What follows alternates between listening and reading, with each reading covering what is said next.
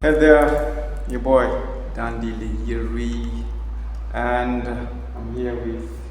Kate, Jean. Let me do the introduction before she completes it.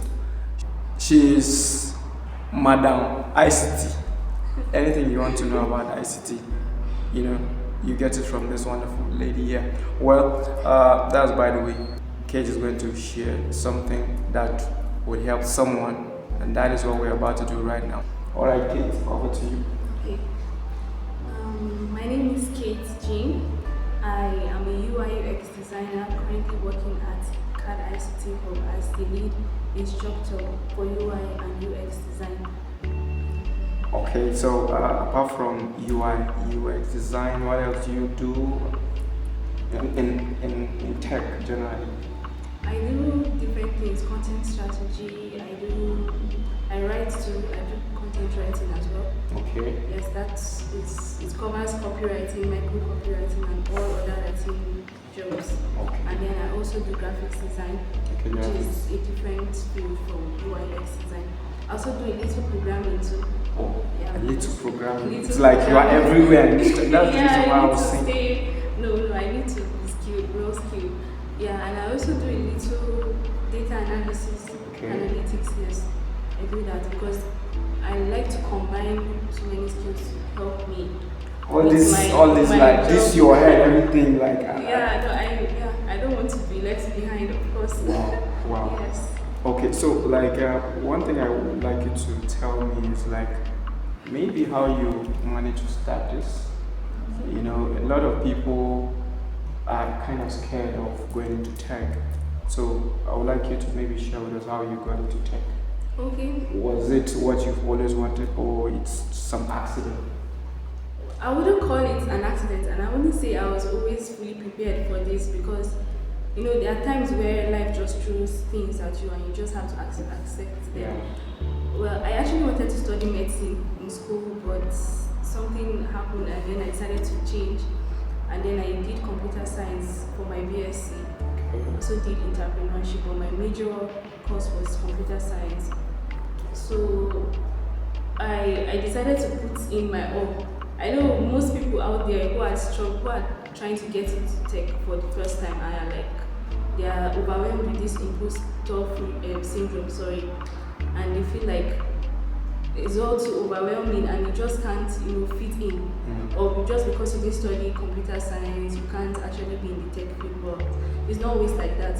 Most of my colleagues are actually people from other fields, not computer science, and they are doing so well in the tech Okay. industry. So I always went in with my, would I say, I wasn't really prepared, but I motivated myself, and fortunately for me, my parents and my friends were actually a very good supportive system for me. They're a good support system, so they're always encouraging me, telling me I could do it, and then I feel like God has been helping me too. Okay. When things fall into the right place for you, like there's nothing that can stop it.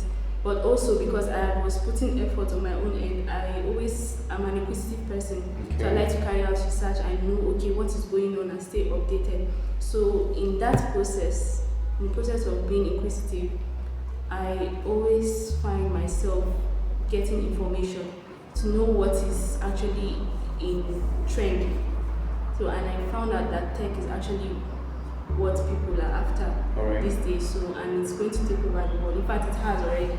Digital space is saturated now because people are finally realizing how useful and how important it is. That's right. So when I started with that mindset, I think everything was just propelled towards that direction. I think that's it. It's just the mindset. Okay. Yes. But the fear, like I mentioned, there's this phobia for many people that tech is something very difficult.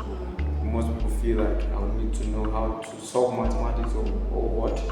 I don't know. Can you say something about it? Do you need some level of intelligence or say level of expertise in mathematics before you went to tech? Mathematics is a branch of science. Okay. It doesn't cover tech entirely. I know there are fields that actually require mathematics and there are fields that actually that don't require mathematics. So you don't really need to know mathematics for you to be in tech. Like I told you, people from agric, I have people from agric who are good software engineers now. They had no knowledge, they had no basics in mathematics or in computer science, but they are doing so well. So it's just about your mindset, your level of dedication.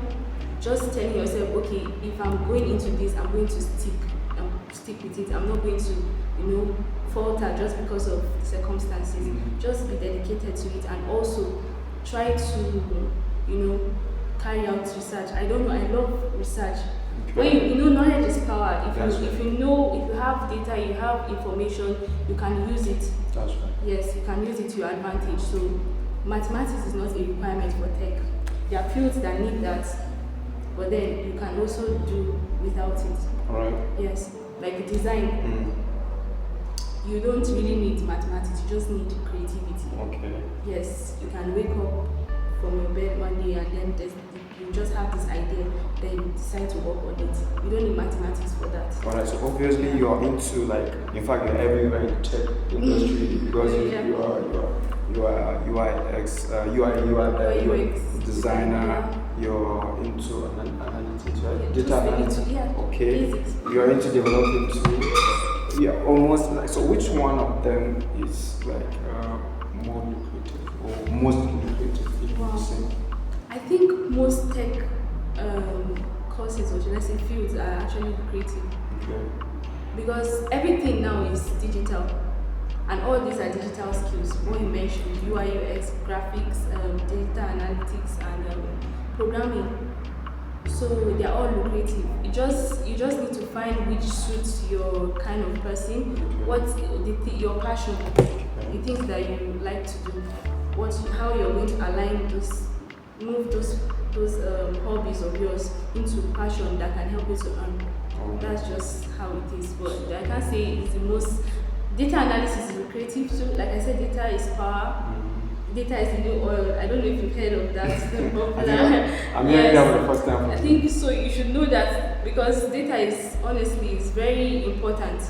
You need data for everything, for basically everything. So you might want to consider data analytics. Yes.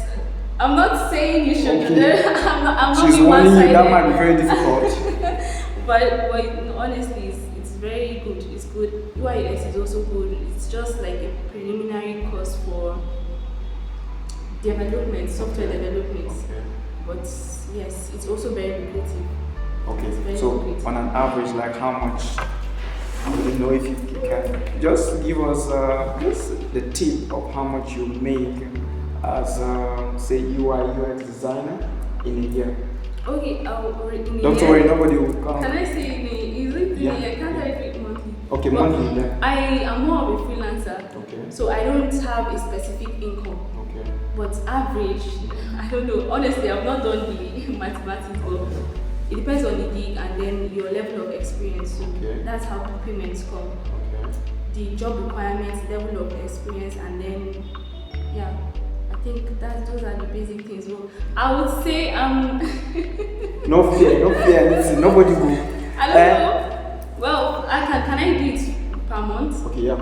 Okay, if there's a good project, there's a good gig, you can make from like 300, 400. Wow. Yeah. Wow. So how about graphic design? Graphic design, Like it monthly? depends on monthly, 50 from 50 and above. Okay. 40. How Depends on about data analytics? data analysis. I can't really say because I don't really do that as a job. Sometimes I do that as a voluntary work, like maybe if I want to just help out, or if I want to use it for my designs, because I use data analysis for user research. So I don't really know how much, but I know it's a lot because I have friends.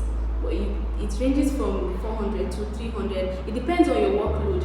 Okay. Yes, but nothing less than 100 because as everything is becoming expensive, the cost of services is increasing. Okay. So yes, and most times if you get jobs outside the country, it's more than when you once you get here. So would you if you had the opportunity to change, say, your job now, would you do that? it wasn't forced on me. I picked the job. Okay. The only thing I would do differently is maybe gain more skills, maybe advance myself, which is something I'm already planning to do. Okay. So I don't think I will change job. The other ones can be side hustles, Okay. but this is my main. I love doing what I'm doing now. So is it about the pay now, or because of the passion? You earlier said you wanted medicine, but something happened. Like yes, and I decided to switch it. It's not about the pay.